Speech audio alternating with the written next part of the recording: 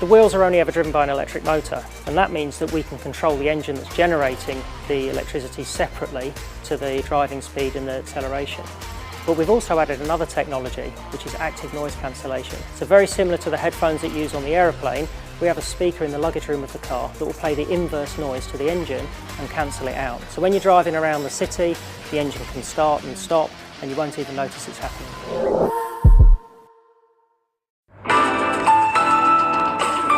LISTNR production.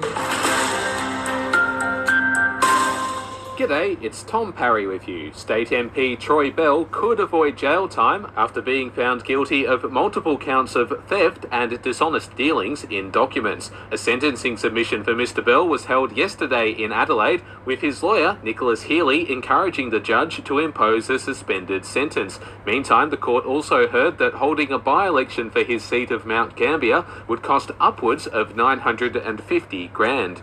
A councillor is raising concerns about Mount Gambier's MFS brigade receiving a second-hand fire truck. The Border Watch reports that a newly refurbished appliance will soon be given to the brigade to replace another vehicle that's more than a decade old, with City Councillor Paul Jenner telling the masthead the move is not good enough and the station should be receiving a brand new vehicle. It comes as the same brigade awaits the return of its aerial pumper, which was sent to Adelaide for maintenance in May last year. Briefly, there's no shortage of people ditching the big smoke for a sea or tree change, with fresh data showing 32% more people are leaving Australia's big cities than moving there.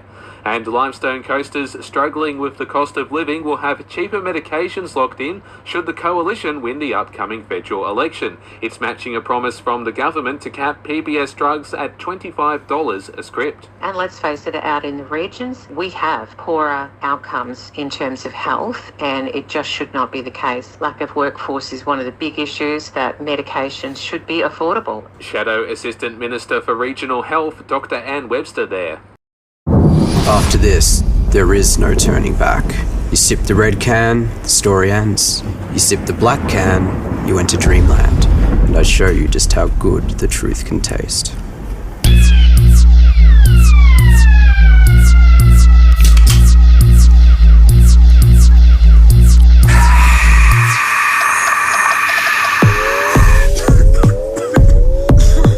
Take the Pepsi Max Taste Challenge.